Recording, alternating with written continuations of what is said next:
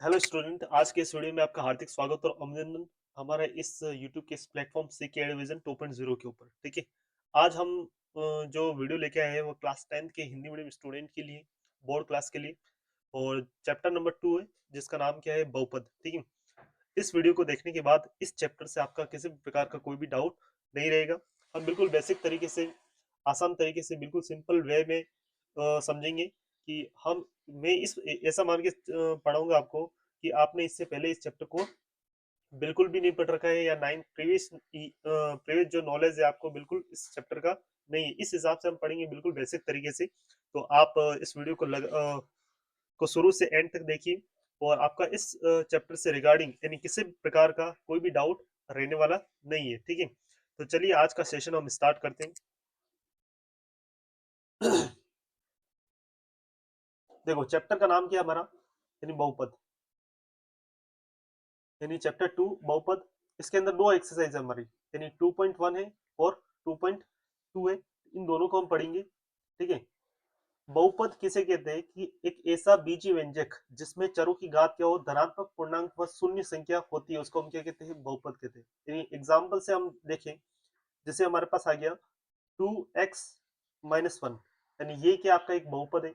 बहुपद को कभी भी देखने के लिए, पहचानने के लिए, पहचान की का तरीका क्या है कि हम कैसे चेक करेंगे कि ये दिया गया जो पद है, यानी ये इस पूरे को हम क्या बोलते हैं, बीजीय व्यंजक। इस पूरे को हम क्या बोलेंगे, बीजीय व्यंजक।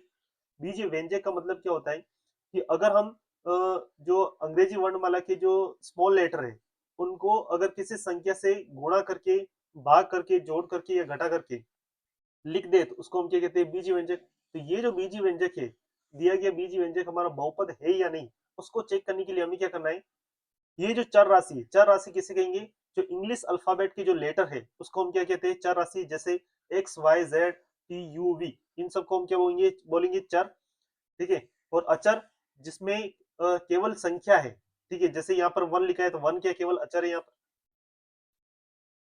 ठीक है, अब यहाँ पर x की घात कितनी है, पूर्णांक संख्या। पूर्णांक संख्या, धनात्मक पूर्णांक का मतलब क्या है, ठीक है, पूर्णांक संख्या क्या होती है, जैसे मैंने लिख दिया, यानी -1, -2, 0, 1, 5, 7, ये सब क्या है, पूर्णांक संख्या है। लेकिन अगर इसकी जगह में लिखूं माइनस का 1/2, माइनस का 5/7, 4/3, तो ये क्या है, भिन्न है, ये पूर्णांक संख्या नहीं है। तो हम यहाँ पर किसकी बात कर रहे हैं कि जो भी चर राशि होगी, इसको मिटा देता हूं मैं,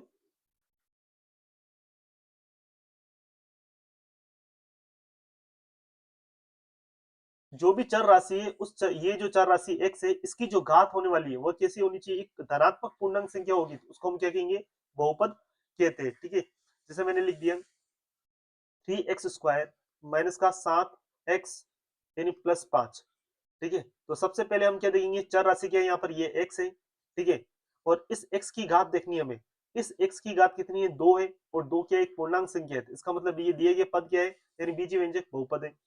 जैसे मैंने लिख दिया √3x माइनस का 1, तो क्या ये बहुपद है या नहीं।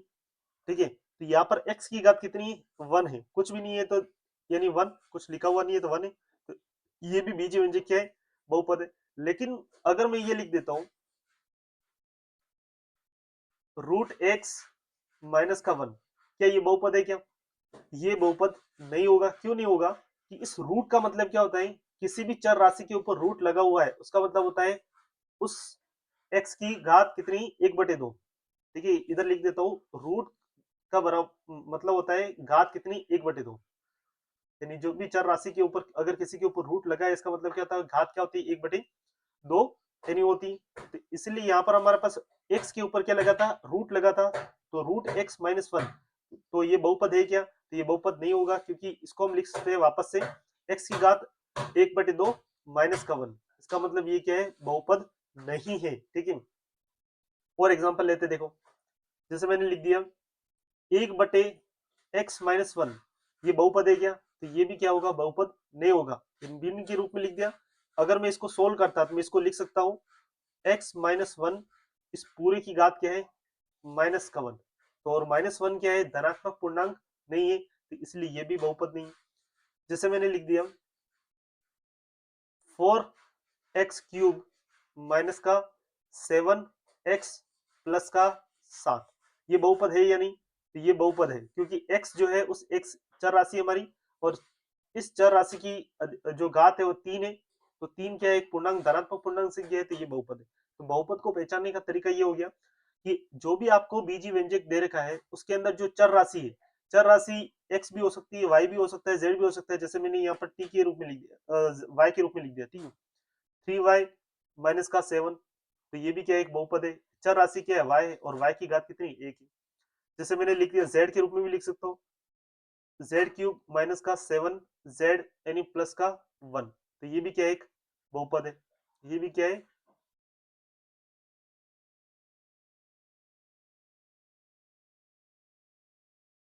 एक मिनट।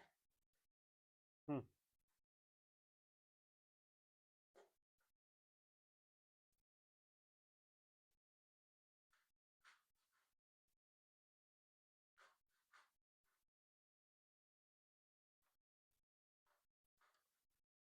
एक मिनट।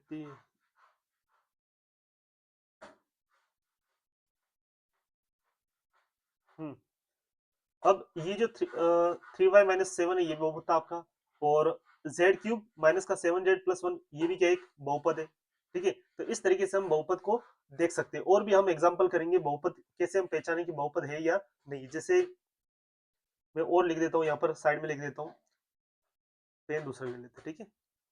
तो यहाँ पर मैंने लिख दिया 1/x² माइनस का 7x प्लस का 1, ये बहुपद हो गया, होगा या नहीं होगा? ये बटे में लिखा है, तो जो भी संख्या बटे में होती है, इसको जब हम सोल्व करते हैं, ऊपर लेके आते हैं, तो हम इसको ऐसे लिख सकते हैं, x² माइनस का 7x प्लस 1, और इस पूरी की घात क्या हो जाएगी, माइनस के 1, तो ये भी क्या होगा, आपका बहुपद नहीं होगा। 1/x² माइनस का 7x प्लस 1, ये बहुपद नहीं है। ठीक है, अब हम आगे बढ़ते हैं। दूसरी चीज है बहुपद की घात। बहुपद की घात क्या होता है, किसे हम बहुपद की घात कहते हैं, ठीक है। अगर चर राशि की किसी भी बहुपद में चर राशि जो है, उस चर राशि की अधिकतम या उच्चतम घात जो भी होती है, उसको हम क्या कहते हैं, बहुपद की घात कहते हैं। जैसे मैंने लिख दिया 3x² माइनस का 7x प्लस का 1, ठीक है। तो यहाँ पर चर राशि क्या है, आपकी x है, और इस x की इस पूरे के अंदर देखो, इस x की अधिकतम घात यानी कितनी है, इसमें अधिकतम घात कितनी है, 2 है, तो इसलिए ये 2 घात का बहुपद बन गया। ठीक है, और हमेशा याद रखना बच्चों कि जो बहुपद जो होता है उसको लिखते हैं अपन p ऑफ x से, यानी p का मतलब होता है बहुपद, यानी इंग्लिश में बोलते हैं पॉलिनोमियल, तो इसलिए p ऑफ x बराबर, इसको हम ऐसे भी लिख सकते हैं 3x² माइनस का 7x प्लस का 1। ठीक है, तो ये कितने घात का बहुपद हो गया, तो 2 घात का, मैंने लिखी बताई दी आपको, 2 घात का बहुपद है। और जैसे मैंने लिख दिया p ऑफ x बराबर, मैंने लिख दिया 7x³ माइनस का 3x² प्लस 7। ठीक है, तो ये भी कितना है, इसके अंदर ये चर राशि x, और x की अधिकतम घात कितनी है, 3 है, तो ये कितना हो गया, 3 घात का बहुपद है। इस बहुपद की अगर आपको पूछे घात कितनी है, तो 3। इसी प्रकार से और यहाँ पर ले लेता हूं मैं, जैसे मैंने लिख दिया p ऑफ z बराबर, जो भी चर राशि में बहुपद होगा वो यहाँ पे लिखेंगे। जैसे यहाँ पर x के अंदर था ये, तो यहाँ पर p ऑफ x लिखा। अब अगर ये बहुपद z के अंदर देगा, चर राशि क्या है, यहाँ पर z है, तो z क्यूब माइनस का 7z² माइनस का 1, तो ये कितने घात का बहुपद हो गया, तो ये चर राशि हमने देखी, और इस चर राशि की अधिकतम घात कितनी है, 3 है, तो 3 घात का क्या हो गया, ये बहुपद हो गया। जैसे मैंने लिख दिया p ऑफ y बराबर 2y माइनस का 1, तो ये कितना हो गया, तो y की जो घात है कितनी है, एक है, तो एक घात का क्या हो गया, बहुपद हो गया। अब एक घात के बहुपद को हम क्या कहेंगे, 2 घात के बहुपद को हम क्या कहेंगे, और 3 घात के बहुपद को हम क्या कहते थे, ये हम नीचे देखते हैं। आपकी किताबों बुक्स के अंदर दे रखा है कि रैखिक बहुपद, जिसे हम रैखिक बहुपद कहते हैं। रैखिक का मतलब क्या होता है, घात एक। बहुपद जिसमें चर की घात क्या हो, एक हो, उसको हम क्या कहते हैं, रैखिक बहुपद कहते हैं। यानी ऐसा बहुपद जिसमें चर की घात क्या हो, एक हो, उसको हम क्या कहते हैं, रैखिक बहुपद कहते हैं। और ये जो रैखिक बहुपद है, इस रैखिक बहुपद का जो यानी व्यापक रूप है, यानी इसको हम क्या बोलेंगे, जनरल फॉर्म या व्यापक रूप। व्यापक रूप यानी इसको इस तरीके से लिखते हैं, स्टैंडर्ड फॉर्म जो बोलते हैं बहुपद की, रैखिक बहुपद की, वो ये है x प्लस बी, जहां पर a का मान नॉट इक्वल टू जीरो। अगर यहाँ पर a बराबर जीरो ले लेता हूँ तो जीरो इंटू एक्स क्या हो जाएगा, जीरो हो जाएगा। तो इसलिए हमें यानी एक घात का बहुपद नहीं मिलेगा, ठीक है। इसलिए हमने यहाँ पर लिखा है, कंडीशन लगाई कि a is not equal to zero. तो जैसे एग्जाम्पल देखते हैं हम, 2x माइनस का 1, यानी ये क्या है, एक घात का बहुपद। एक घात का बहुपद यानी इसका नाम क्या हो जाएगा, रैखिक बहुपद। एक घात के जो भी बहुपद होते हैं उसको हम क्या कहते हैं, रैखिक कहते हैं, यानी कि लीनियर कहते हैं। यहाँ पर x की घात एक है। इसी प्रकार से ये दूसरी चर राशि के अंदर भी हो सकता है, x के अंदर लिया हमने तो ये y के अंदर भी हो सकता है। जैसे हमने लिख दिया 3y प्लस का 7, तो इसमें भी y की घात कितनी है, एक है। तो ये क्या है, रैखिक, क्या है, रैखिक बहुपद है। इसी तरीके से हमने और ले लिया, और एग्जांपल ले लिया, यानी हमने यहाँ पर ले लिया 3z माइनस का 1/7। मैंने क्या बताया था कि जो चर राशि है उस चर राशि की घात कैसे होनी चाहिए आपकी, यानी पूर्णांक, धनात्मक पूर्णांक संख्या होनी चाहिए। और ये जो अचर राशि, अचर राशि भिन्न के रूप में हो सकती है, कैसे भी हो सकती है, ठीक है। अचर राशि का कुछ भी रूट के भी अंदर हो सकती है, इससे कोई फर्क नहीं पड़ेगा। लेकिन हमें केवल कहाँ पर चेक करना होता है, जो चर राशि जो होती है, कोई भी बहुपद है या नहीं, उसको चेक करने के लिए हमें क्या करना पड़ता है, ये जो चर राशि होती है उसकी घात क्या होनी चाहिए, धनात्मक पूर्णांक संख्या या फिर जीरो हो सकती है, ठीक है। तो 3z माइनस का 1/7, यानी ये भी क्या होगा, आपका बहुपद यानी होगा। और z की घात कितनी, एक है। z की घात कितनी, एक है, तो ये भी क्या है, रैखिक बहुपद है। इसी प्रकार हम लिख सकते हैं कि 3y माइनस का √3, तो ये भी क्या, एक बहुपद है। और कौन सा बहुपद है, रैखिक बहुपद है। इसी तरीके से हम देखते हैं कि द्विघात बहुपद किसे कहते हैं, बहुपद यानी ऐसा बहुपद जिसमें चर की यानी घात कितनी हो, दो हो, उसको हम क्या कहते हैं, द्विघात बहुपद। और द्विघात बहुपद का व्यापक रूप हमने यहाँ पर लिख दिया है। व्यापक रूप क्या होता है, X square plus B X plus C, और जहां पर ए का मान क्या होता है, not equal to zero. A not equal to zero क्यों होता है, मैंने बता ही दिया। अगर मैं यहाँ पर ए को जीरो रख देता हूँ तो जीरो इंटू एक्स स्क्वायर, तो एक्स स्क्वायर वाला पद बचेगा ही नहीं, केवल बी एक्स प्लस सी बचेगा। और बी एक्स प्लस सी क्या हो जाएगा, रैखिक बहुपद हो जाएगा, क्योंकि एक्स की घात क्या हो जाएगी, एक। तो इसलिए यहाँ पर कंडीशन क्या लगाई, A is not equal to zero. तो एग्जाम्पल ले लेते हैं हम, 4x स्क्वायर माइनस का 7x प्लस 1, ये क्या आपका द्विघात बहुपद है। तो ये दो घात का बहुपद है। इसको हम ऐसे भी लिख दे, 7 माइनस का 3y प्लस का वाई स्क्वायर। इसको हमने अलग तरीके से लिखा, क्या ये द्विघात बहुपद है, बिल्कुल। y देखो, इसके अंदर y की अधिकतम घात कितनी है, 2 है, तो ये क्या है, द्विघात बहुपद है। तो ये द्विघात बहुपद की क्या है, जनरल फॉर्म तो मैंने बता ही दिया आपको कैसे लिखते हैं, X square plus B X plus C से। तो ये इस तरीके से द्विघात बहुपद हो। और इसको कैसे लिख सकते हैं हम, और एग्जांपल बताओ, तो एक्स स्क्वायर माइनस 1, क्या ये द्विघात बहुपद है। आप बोलोगे सर इसमें पद तो दो ही, भले पद दो ही है, लेकिन हमें क्या देखना है, केवल इसमें चर की घात देखनी है। चर एक्स, एक्स की घात कितनी है, दो है, तो ये द्विघात बहुपद है, ठीक है। इसी प्रकार से हम समझते हुए चलते हैं कि त्रिघात बहुपद कैसे कहेंगे, बहुपद जिसमें चर की घात क्या हो, तीन हो, तो उसको हम त्रिघात बहुपद कहते हैं। यानी इसका व्यापक रूप हमने लिख दिया है, ये रहा इसका व्यापक रूप। हाईलाइट कर लेता हूँ मैं थोड़ा सा, या फिर इसको इससे हाईलाइट करते हैं, देखो ये ए एक्स क्यूब यानी plus B X square plus का सी एक्स प्लस डी, यानी ये क्या आपका त्रिघात बहुपद है। और यहाँ पर भी कंडीशन, सब में कंडीशन अप्लाई करनी है आपको कि A is not equal to zero, क्योंकि जैसे ही अगर ए का मान जीरो रख देते हैं तो इसकी त्रिघात बहुपद नहीं रहेगा। तो इसलिए हमने लिखा है A is not equal to zero. जैसे एग्जाम्पल लिख देते हैं, एक एग्जाम्पल खूब है, हमने लिख दिया एक्स क्यूब माइनस का 7x स्क्वायर यानी प्लस 7x प्लस 1, ठीक, तो ये त्रिघात बहुपद है। x की अधिकतम घात कितनी है यहाँ पर, 3 है। फिर और एग्जांपल लिख दिया हमने एक्स क्यूब माइनस 1, तो ये त्रिघात बहुपद है क्या, बिल्कुल। हमें चर की घात देखनी है, चर कितना है x, और x की घात कितनी है, 3 है, तो ये त्रिघात बहुपद है, ठीक है। तो अब हम नेक्स्ट बात करते हैं, हमने बहुपद के शून्यांक क्या होते हैं, ठीक है, किसको हम बहुपद के शून्यांक कहते हैं। बहुत बहुपद के शून्यांक क्या होते हैं, तो बहुपद के शून्यांक, यहाँ से इंपॉर्टेंट चीज आपकी शुरू होगी।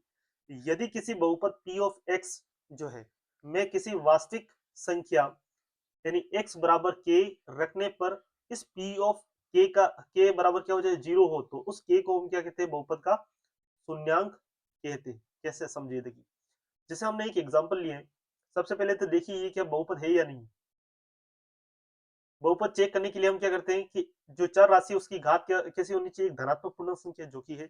और कैसा बहुपद है ये, x की घात कितनी, 1 है, तो ये क्या दे रखा है, रेखिक बहुपद दे रखा है। अब अगर मैं यदि इस बहुपद में, पहले तो इसको लिख देता हूं, देखो इसको मैंने लिखा बहुपद क्या, p of x equal to 2x minus का 4, ठीक है। अगर यदि x बराबर में क्या लेता हूं, 2 लेता हूं, 2 लेने पर, तो इस x की जगह 2 ले रहा हूं, तो मैंने यहाँ पर 2 ले दिया, p ऑफ 2 बराबर 2 इंटू 2 माइनस का 4, तो आंसर कितना आ जाएगा, 0। यानी कि यहाँ पर हमने p ऑफ 2 का जो मान आया वो कितना आ गया, 0 आ गया। तो मैंने ये बताया आपको कि यदि किसी बहुपद में p ऑफ x में किसी वास्तविक संख्या x इक्वल टू k रखने पर p ऑफ k अगर 0 आ जाता है, तो उस k को हम क्या कहते हैं, बहुपद का शून्यांक कहते हैं। तो इसका मतलब यानी हमने x बराबर क्या रखा, x बराबर 2 रखा, तो ये 2 क्या है, ये जो रेखिक बहुपद है उसका क्या है, शून्यांक। ठीक है, तो अगर आपसे किसी भी बहुपद का शून्यांक ज्ञात करें, तो आपको क्या करना है कि क्या इस बहुपद के लिए ऐसा कौन सा मान है कि जिसके लिए इस बहुपद की का आंसर कितना आ जाए, 0 आ जाए, तो उसे हम क्या कहते हैं, बहुपद का शून्यांक कहते हैं। अब ये तो हमने निकाल दिया, इसके ज्ञात करने का तरीका क्या है, ठीक है। इसकी अगर आपको कोई भी बहुपद, जैसे मेरे को दे दिया, यानी p ऑफ, इसको दूसरा पेन ले लेते हैं हम, p ऑफ x बराबर दे दिया आपको 3x माइनस का 7, आपको एक रेखीय बहुपद दे दिया, और आपको पूछे कि इस बहुपद का शून्यांक क्या होगा, तो आपको करना क्या है, सिंपल सी चीज करनी है इसमें, 3x माइनस 7 को बराबर आपको क्या रखना है, 0। अब आपको पक्षांतरण करने तो आता ही होगा, 3x इक्वल टू इस माइनस 7 को राइट हैंड साइड में भेजो, तो जो भी, जब भी हम किसी राइट हैंड साइड में किसी भी संख्या को भेजते हैं, तो जो भी उसका साइन होता है उसका उल्ट चेंज हो जाता है, प्लस है तो माइनस है तो प्लस हो जाएगा, और प्लस है तो माइनस, तो यहाँ पर माइनस साइन है, जब हम इसको जीरो के राइट हैंड साइड में भेजेंगे, तो ये माइनस किस में बदल जाएगा, प्लस के अंदर। तो 3x इक्वल टू 7। अब हमें क्या निकालना है, x का मान निकालना है, तो x बराबर कितना हो जाएगा आपका, 7/3। तो इस तरीके से आपको किसी भी बहुपद के शून्यांक निकालने हैं, किसके अंदर, रेखिक बहुपद के अंदर। अब हम लेते हैं इसकी जगह ये दो घात वाला बहुपद, यानी द्विघात बहुपद। अब इसके अंदर हम क्या करते हैं, बहुपद निकालने के लिए, यानी बहुपद का शून्यांक निकालने के लिए, शून्यांक ज्ञात करने के लिए आपको क्या करना पड़ेगा, इसमें गुणनखंड करनी पड़ेगी। आप यानी 8th क्लास में सीखे होंगे कि किसी भी बहुपद के गुणनखंड कैसे करते हैं, तो गुणनखंड करेंगे, उसके बाद इसके शून्यांक निकालेंगे, ठीक है। तो गुणनखंड हम इस बहुपद की कैसे करेंगे, तो उसके लिए तरीका क्या है, सबसे पहले इसको नंबरिंग कर दो, ये फर्स्ट टर्म है, ये क्या आपकी सेकंड टर्म है, ये क्या आपकी थर्ड टर्म है। तो आपको क्या करना होता है कि फर्स्ट टर्म और थर्ड टर्म का मल्टीप्लीकेशन कितना है, तो फर्स्ट टर्म कितनी आपकी एक्स स्क्वायर है, और थर्ड टर्म कितनी, एक है, इन दोनों का गुणा आ रहा है एक्स स्क्वायर। तो हमें क्या करना होता है, इस -2x के, ये जो -2x बीच वाला पद जो दिख रहा है, इसके दो ऐसे टुकड़े करो कि इनको प्लस करने पर या माइनस करने पर तो माइनस का 2x आ जाए, और गुणा करने पर, यानी इन दोनों टुकड़ों का आपस में गुणा करने पर पहले और तीसरे के बराबर, यानी इस एक्स स्क्वायर के क्या है, बराबर आ जाता है। तो हम इसके क्या कर देंगे, टुकड़े करेंगे, ऐसे टुकड़े करते हैं हम। तो आपको सोचना है कि इसके टुकड़े क्या होंगे। तो देखो, सेकेंड टर्म जो है उसको हम क्या लिख सकते हैं, सेकेंड टर्म में हमारे पास -2x, ठीक है। इसके दो ऐसे टुकड़े करने कि उन दोनों को आपस में गुणा करने पर ये एक्स स्क्वायर आना चाहिए। तो हमने इसको क्या लिख सकते हैं, माइनस का एक्स और माइनस का एक्स, इन दोनों को ऐड करेंगे तो माइनस का 2x, और माइनस का x इंटू माइनस एक्स करेंगे तो वापस क्या आ जाएगा, एक्स स्क्वायर के बराबर आ जाएगा। तो ये हो गया। तो अब इसको हम लिख सकते हैं कि एक्स स्क्वायर माइनस के 2x की जगह माइनस का x प्लस का 1, ठीक है। दो दो की जोड़े बना दो, तो x को कॉमन ले लिया तो क्या बचेगा आपका, x माइनस का 1, और यहाँ पर क्या है, माइनस का साइन है। अब हमें क्या बनाना है, x माइनस 1, तो यहाँ से इस पूरे ब्रैकेट के अंदर से -1 को कॉमन ले लिया, तो -1 को कॉमन ले लिया, तो यहाँ पर क्या बचा आपका, प्लस का x, और ये प्लस है तो माइनस हो जाएगा क्योंकि माइनस को कॉमन लिया, ठीक है। तो इसको आगे मैं लिख देता हूँ इधर। तो इन दोनों के पद के अंदर x माइनस 1 कॉमन है, तो x माइनस 1 को बाहर ले लिया, x माइनस 1 को बाहर ले लिया, और ब्रैकेट के अंदर क्या बच गया यहाँ पर केवल x, तो x और इधर से क्या बच गया आपका माइनस का 1, तो माइनस का 1। ठीक है, तो ये इसके क्या हो गए, यानी गुणनखंड हो गए। ठीक है, और इन गुणनखंड को बराबर क्या करना है आपको, जीरो करना है। तो पहले वाले जब इस टर्म को हम जीरो के बराबर रखेंगे क्या आएगा, x माइनस वन बराबर जीरो, तो x बराबर वन। ठीक है, और दूसरे वाले को रखेंगे तभी x बराबर क्या आएगा, वन। ठीक है, तो इसके दो शून्यंक कौन से आ गए आपके, वन और वन। तो इस तरीके से हम क्या निकालेंगे, बहुपद के शून्यंक निकालेंगे। और इसके अंदर देखते हैं, देखो जैसे ये हमारे पास है एक्स स्क्वायर माइनस का थ्री एक्स माइनस का फोर, इसके शून्यंक अगर आपको ज्ञात करने हैं, तो सबसे पहले इसकी गुणनखंड करो, यानी इसके फैक्टर करो, तो एक्स स्क्वायर माइनस के, अब इस बीच वाले की क्या करने होते हैं, हमें दो ऐसे टुकड़े करने हैं, यानी ये फर्स्ट टर्म है आपकी, ये क्या आपकी, यानी फर्स्ट टर्म, ये सेकेंड टर्म, और ये क्या आपकी थर्ड टर्म है। ठीक है, तो बीच वाले के दो ऐसे टुकड़े करो कि इनको प्लस या माइनस करने पर माइनस का थ्री एक्स आ जाए। तो हमने इसको क्या किया, माइनस, इसको हम क्या लिख सकते हैं, माइनस के थ्री एक्स जो है उसको हम क्या लिख सकते हैं कि मल्टीप्लाई करने पर हमें क्या बनना चाहिए आपका, फोर एक्स स्क्वायर बनना चाहिए। हाँ, इसको थोड़ा सा और मैं ऐसे लिख देता हूँ ताकि आपको और समझ में आए आसान तरीके से। देखो, हम्म, मैंने यहाँ पर लिख दिया, यानी पहली टर्म और तीसरी टर्म जो है इसका गुणा कितना है, एक्स स्क्वायर इंटू माइनस का चार, तो ये हो जाएगा माइनस के फोर एक्स स्क्वायर। ठीक है, और सेकेंड टर्म जो है वो क्या आपकी माइनस के थ्री एक्स है, तो इनको जोड़ने या गुणा करने पर माइनस का तीन तीन एक्स ही आना चाहिए। तो माइनस के तीन एक्स आए, तो इसको हम क्या लिख सकते हैं, हाँ इसको हम लिख सकते हैं माइनस का फोर एक्स। ठीक है, और प्लस का एक्स लिख सकते हैं। ठीक है, तो माइनस के फोर एक्स और प्लस का एक्स कितना हो जाएगा, माइनस का थ्री एक्स आ जाएगा। और जब इन दोनों का आपस में गुणा करेंगे माइनस का फोर एक्स इंटू एक्स, तो क्या आ जाएगा हमारा माइनस का फोर एक्स स्क्वायर आ जाएगा। तो इसके गुणनखंड हो जाएंगे आपके एक्स स्क्वायर माइनस के फोर एक्स प्लस के एक्स माइनस के चार। ठीक है, तो इन दोनों फैक्टर के अंदर क्या कॉमन है, इन दोनों पद के अंदर, और इन दोनों पद के अंदर जो भी कॉमन है वो ले लो। इसके अंदर x कॉमन है, बाहर ले लिया, तो x माइनस का चार, और इसके अंदर कुछ भी कॉमन नहीं आ रहा है, तो कुछ भी कॉमन नहीं आ रहा है, तो प्लस का वन, क्या बच गया x माइनस का चार। तो ये हो जाएगा, इन दोनों में वापस x माइनस चार कॉमन आ गया, x माइनस चार, और ब्रैकेट के अंदर क्या बच जाएगा x इधर और इधर प्लस का वन। ठीक है, तो ये बच गया। तो ये इसके दो फैक्टर आ गए किसके, गुणनखंड, यानी एक्स स्क्वायर माइनस का थ्री एक्स माइनस फोर, यानी किसके बराबर आ गया, x minus four into x plus one की। अब हमें इसके शून्यंक निकालने, तो शून्यंक के लिए क्या करेंगे हम, शून्यंक के लिए हमें क्या करना है, x माइनस का फोर इक्वल टू जीरो करो, तो x बराबर कितना गया, चार, और एक बार क्या करना है आपको x प्लस वन बराबर क्या करना है, जीरो करना है, तो x बराबर कितना गया, माइनस के वन। तो इस प्रकार से आपको क्या करनी है, द्विघात बहुपद के शून्यंक ज्ञात करनी। फिर अब हम पढ़ते हैं कि बहुपदों का ये शून्यंक जो है, ये जो बहुपद है उस बहुपद के शून्यंकों का ज्यामितीय अर्थ क्या है। ठीक है, जियोमेट्रिकल मीनिंग क्या होता है इस बहुपद का। अगर हमें कोई ग्राफ बना के दे दिया और हमें पूछे कि इस बहुपद के शून्यंक क्या है, तो हमें सिंपल से एक चीज करनी है इसमें, यानी एक ही चीज आपको याद रखनी है आपको, यानी वो क्या याद रखनी, देखो, यानी एक चीज आपको इसके अंदर ग्राफ के अंदर याद रखनी है, जब भी हमें कोई बहुपद दे दे, हमें यहाँ पर बहुपद दे देगा आपको p ऑफ x, यानी बराबर y बराबर टू एक्स प्लस थ्री, क्या दे रखा है, टू एक्स प्लस थ्री, और इसका ग्राफ हमने यहाँ पर बना रखा है, ये दिख रहा है आपको, यानी इसका ग्राफ बना रखा है। अब ग्राफ से क्या करना है कि जो भी, देखो आपको ये तो पता है ये एक्स एक्स कौन सा होता है, इसके अंदर वाई एक्स कौन सा होता है, ये जो इस प्रकार से ये जो लाइन खींची हुई है इसको थोड़ा सा हाईलाइट करते हैं अपन, यानी ये वाली जो लाइन खींची हुई है आपको दिख रही,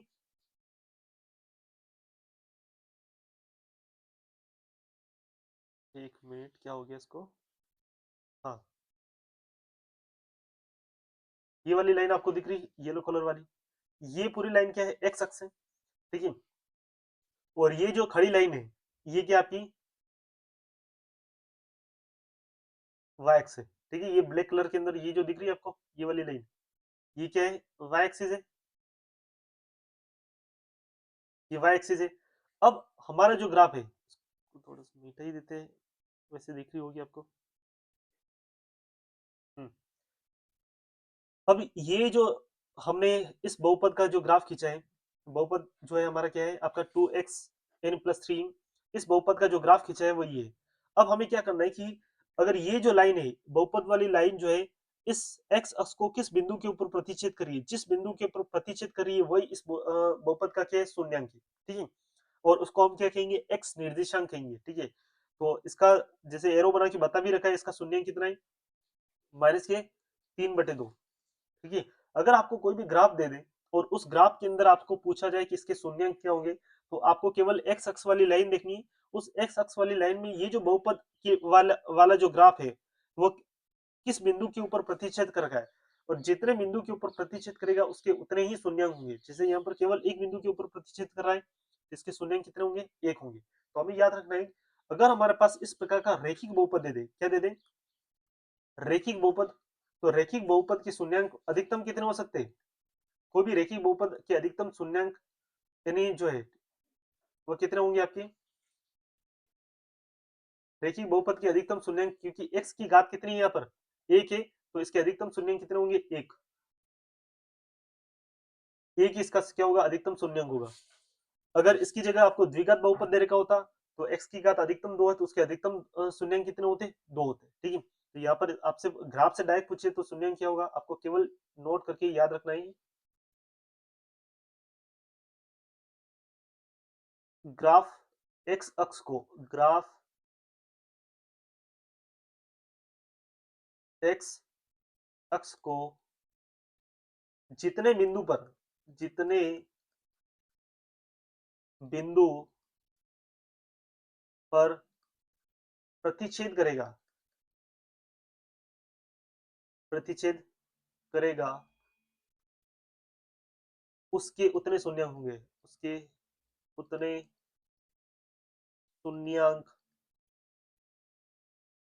होंगे, ठीक है। एक और अगला देखते हैं, देखिए इसके अंदर देखो,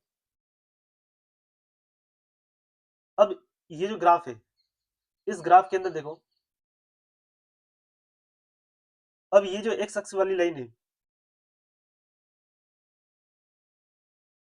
हाँ, ये जो एक्स अक्ष वाली लाइन है, इस एक्स अक्ष वाली लाइन को ये कितने बिंदु के ऊपर टच कर रहा है, दो बिंदु के ऊपर प्रतिच्छेद कर रहा है, तो इसके शून्यांक कितने हो जाएंगे, इसके शून्यांक होंगे इस ग्राफ के अंदर, यानी ए व ए डैश, और संख्या के रूप में पूछे तो दो शून्यांक है।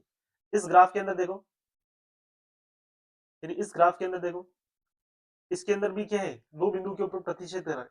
क्या हमें इस वाले बिंदु को, प्रतिच्छेद बिंदु को काउंट करना है क्या, इसको काउंट नहीं करना है, ठीक है। ये बिंदु नहीं, केवल हमें कौन सी लाइन को देखना है, ये जो एक्स अक्ष वाली लाइन है, इस एक्स अक्ष वाली लाइन को ही हमें देखना है।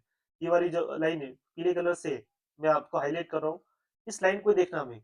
तो इस लाइन को दो बिंदु के ऊपर प्रतिच्छेद कर रहा है, एक तो यहाँ पर और एक यहाँ पर। इसके नाम दे दिए हमने, क्या है, एक ए हो गया और एक ए डैश, ठीक है। तो इसके दो शून्य होंगे आपके, ए डैश और ए, ए डैश और ए, तो संख्या के रूप में यहाँ पर दो। इसी प्रकार से और क्या कंडीशन बन सकती है आपकी, देखो, अच्छा इतना ही ले रखा है। नेक्स्ट पेज पे देखते हैं हम, ठीक है। इस प्रकार से आप, अगर आपको पूछे कि हमने दो, इसमें दो तीन चीज सीखी, एक तो बहुपद किसे कहते हैं, और बहुपद के शून्यांक क्या होते हैं, और बहुपद के शून्यांकों के ज्यामितीय मीनिंग क्या होता है। तो जब भी आपको बहुपद की पहचान करनी है तो आपको क्या करना है, बहुपद की जब भी पहचान करनी है, ठीक है, तो आपको करना क्या होता है, बहुपद की पहचान के लिए कि आपको धनात्मक पूर्णांक देखना है, क्या देखना है, धनात्मक पूर्णांक, जो भी चर राशि है उसका, जो भी चर राशि है उसका धनात्मक पूर्णांक देखना है। हम्म,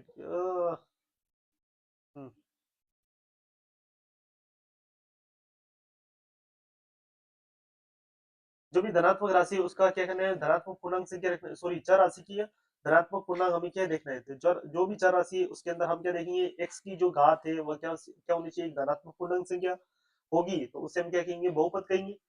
फिर बहुपद की हमने यानी घात देखी, बहुपद की घात कितनी होती है, तो जो भी चर राशि होती है उसकी अधिकतम घात जो होती है उसको हम बहुपद की घात कहते हैं। फिर हमने रेखिक बहुपद देखा, जिसके अंदर चर की घात कितनी हो, एक हो, उसे रेखिक बहुपद। द्विघात बहुपद किसे कहते हैं, जिसमें चर की घात दो हो, द्विघात बहुपद। फिर त्रिघात, जिसमें चर की घात कितनी हो, तीन हो, जैसे त्रिघात बहुपद। फिर बहुपद के शून्यांक क्या होते हैं, यदि किसी बहुपद में हम यानी x बराबर k रखते हैं और k रखने पर उस बहुपद का मान p of k equal to कितना आ जाए, 0 आंसर आ जाए, उसे हम क्या कहते हैं, बहुपद के शून्यंक कहते हैं। जैसे हमने रेखिक बहुपद के अंदर देखा, रेखिक बहुपद के अंदर हमें क्या करना है, सिंपल सा रेखिक जो भी रेखिक बहुपद देखा है उसको बराबर 0 रखिए और x का मान निकालिए, तो वही क्या हो जाएगा, उसका शून्यंक हो जाएगा। फिर द्विघात बहुपद के लिए हमने क्या देखा, उसकी गुणनखंड करने हैं सबसे पहले और फिर उसको बराबर 0 रखना है। ठीक है, फिर हमने ग्राफ से कैसे देखेंगे, ग्राफ से अगर हमें शून्यंक देखने हैं तो ग्राफ में हमें ये देखना है कि जो भी ग्राफ है वह एक्स अक्ष को कितने बिंदु के ऊपर प्रतिच्छेद कर रहा है, और जिस बिंदु के ऊपर प्रतिच्छेद कर रहा है वही उसका क्या हो जाएगा, शून्यंक हो जाएगा। अब हम नेक्स्ट पेज लेते हैं। देखो इस इसको फुल स्क्रीन कर लेता हूं मैं। अब इसके अंदर इस ग्राफ को देखिए, इस ग्राफ को ये जो ग्राफ है, इस ग्राफ को ये एक बिंदु के ऊपर प्रतिच्छेद कर रहा है, यहाँ पर टच कर रहा है एक्स, तो इसका शून्यंक कितना होगा, एक शून्यंक होगा। शून्यंक कितना होगा, एक ही होगा, और वो क्या है आपका, ये है। ठीक है, क्या मैं इस बिंदु को लूंगा, इस बिंदु को नहीं लूंगा, क्योंकि ये क्या, कौन सा अक्ष है, वाई अक्ष है, तो वाई अक्ष के ऊपर नहीं देख करना है हमें। फिर इसके अंदर भी क्या है, एक ही बिंदु के ऊपर टच कर रहा है, इसके शून्यंक कितने हो जाएंगे, एक हो जाएंगे। हम इसको, इस वाली जो बिंदु है इसको नहीं लेना है क्योंकि ये वाई अक्ष के ऊपर। ठीक है, जैसे इसके अंदर बताओ आपको शून्यंक कितने मिल रहे हैं, तो यहाँ पर ये एक्स अक्ष वाली लाइन है। ठीक है, ये आपकी एक्स अक्ष वाली लाइन है। क्या एक्स अक्ष के ऊपर ये जो ग्राफ है वह प्रतिच्छेद कर रहा है क्या किसी बिंदु के ऊपर, नहीं कर रहा है, ये केवल क्या है, यानी इस बिंदु के ऊपर प्रतिच्छेद कर रहा है, और ये बिंदु क्या है, यानी वाई अक्ष है, और वाई अक्ष हमें नहीं चाहिए। ठीक है, वाई अक्ष हमें नहीं चाहिए, इसका मतलब इसके कोई भी शून्यंक नहीं हुए, कोई शून्यंक नहीं, इस ग्राफ में कोई भी शून्यंक हमें प्राप्त नहीं हुआ, कोई शून्यंक नहीं है। इसके अंदर इसके अंदर भी क्या है, ये एक्स वाली लाइन है, ये हमारी एक्स वाली लाइन है, और एक्स वाली लाइन के ऊपर कोई ग्राफ है ही नहीं, इसका मतलब ये ग्राफ तो नीचे की तरफ बन रहा है, तो कोई शून्यंक नहीं होगा, इसका भी क्या होगा, कोई शून्यंक नहीं, कोई शून्यंक नहीं होगा। ठीक है, अब हम आ जाते हैं हमारे 2.1 के ऊपर। 2.1 के ऊपर, तो किसी भी बहुपद की कितने शून्यंक हो सकते हैं, जितने घात का बहुपद है उसके अधिकतम उतने शून्य होंगे। आपसे पूछा कि n घात के बहुपद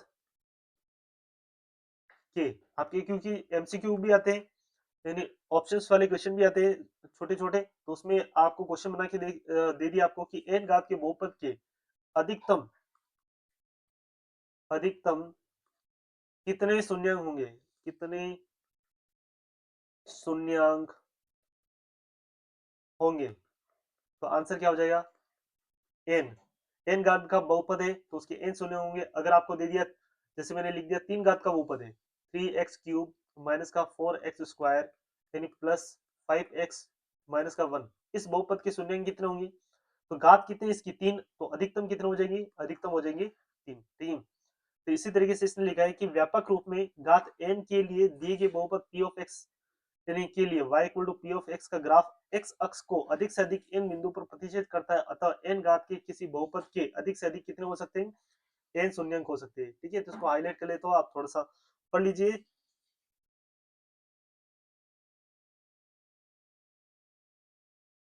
इसको थोड़ा सा हाईलाइट कर लिया अपने, यहाँ पर क्या चीज लिखी हुई, इसका मीनिंग इतना है, अगर कोई भी n घात का बहुपद है तो उसके अधिकतम कितने शून्यंक हो सकते हैं, n शून्यंक हो सकते हैं।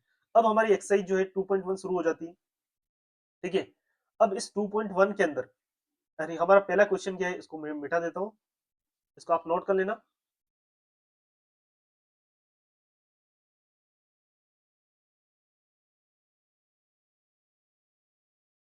2.1 के अंदर केवल हमारा एक क्वेश्चन दे रखा है। ठीक है, क्वेश्चन को आप पढ़िए, क्या दे रखा है, बिल्कुल आप आसानी से सोल्व कर लोगे, खुद भी सोल्व कर लोगे। यानी क्वेश्चन दे रखा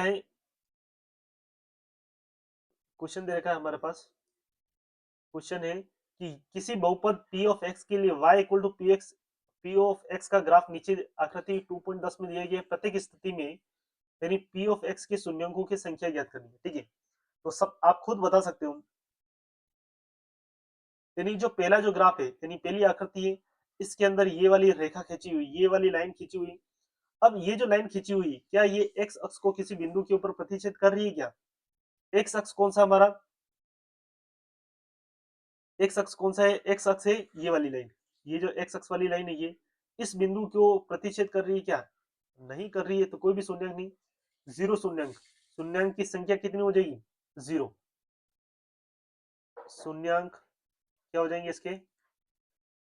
जीरो होंगे, कुछ भी नहीं होगा, ठीक है। या फिर हम बोल सकते हैं पहले का आंसर क्या हो जाएगा? पहले का आंसर कितना हो जाएगा? यानी कोई शून्यंक नहीं, कोई शून्यंक नहीं। अगर आपसे पूछे कारण, क्योंकि, क्यों नहीं होगा? क्योंकि ग्राफ एक्स अक्ष को किसी भी बिंदु पर, किसी भी बिंदु पर प्रतिच्छेद नहीं कर रहा है, इसलिए इसके कोई भी शून्यंक नहीं होंगे। अब इसके अंदर देखिए इसके शून्यंकों की संख्या कितनी होगी? ये इस बिंदु के ऊपर प्रतिच्छेद कर रहा है, ठीक है, इसके ऊपर कर रहा है, और कहां प्रतिच्छेद कर रहा है? ठीक है, और कहीं नहीं कर रहा है। अब एक्स अक्ष देखना, ये तो शून्यंक नहीं होगा क्योंकि ये क्या है, वाई अक्ष के ऊपर प्रतिच्छेद कर रहा है, तो शून्यंक कितना होगा? ये वाला पॉइंट क्या होगा? शून्यंक होगा। शून्यंक की संख्या कितनी होगी? एक। आंसर हो जाएगा एक। फिर इस वाले ग्राफ को देखो, इसके अंदर ये बिंदु, प्रतिच्छेद बिंदु कौन कौन से? ये है, फिर ये वाला प्रतिच्छेद बिंदु है, फिर ये वाला प्रतिच्छेद बिंदु है, और इसके अलावा एक और है छोटा सा ये, ठीक है। तो इसके शून्यंक की संख्या कितनी हो जाएगी? एक, दो और तीन। तीन हो जाएगा, ये इसको काउंट नहीं करेंगे, ठीक है। फिर इसके अंदर देखिए, इसके अंदर भी दो बिंदु के ऊपर प्रतिच्छेद कर रहे हैं, तो इसके अंदर शून्यंक की संख्या कितनी हो जाएगी? दो। इसके अंदर एक, दो, तीन, चार, लेकिन इसको काउंट नहीं करना है, ये काउंट नहीं होगा, तो इसका आंसर कितना हो जाए? चार। एक प्रतिच्छेद बिंदु, दो, फिर तीन, फिर चार, लेकिन शून्यंक की संख्या कितनी होगी? तीन होगी, क्योंकि इसको काउंट हमें नहीं करना है। तो 2.1 हमारी खत्म होती है। नेक्स्ट क्लास के अंदर हम 2.2 के बारे में डिस्कस करेंगे, ठीक है। आज के लिए बस इतना ही। Thank you. और हमारे वीडियो को आप ज्यादा से ज्यादा शेयर कीजिए और अपने दोस्तों को, हिंदी मीडियम के जो भी विद्यार्थी उन तक पहुंचाइए, ताकि आपको इस टॉपिक के बारे में समझने में आसानी रहेगी, और जो भी बोर्ड एग्जाम में आपके क्वेश्चंस आते हैं उसमें किसी प्रकार की आपको डिफिकल्टी नहीं होगी। आपको मैथ्स की कहीं पे भी कोचिंग जाने की जरूरत नहीं, मैं आपको पूरे यूट्यूब के ऊपर फ्री में पूरे सिलेबस आपको करवा दूंगा, ठीक है। धन्यवाद।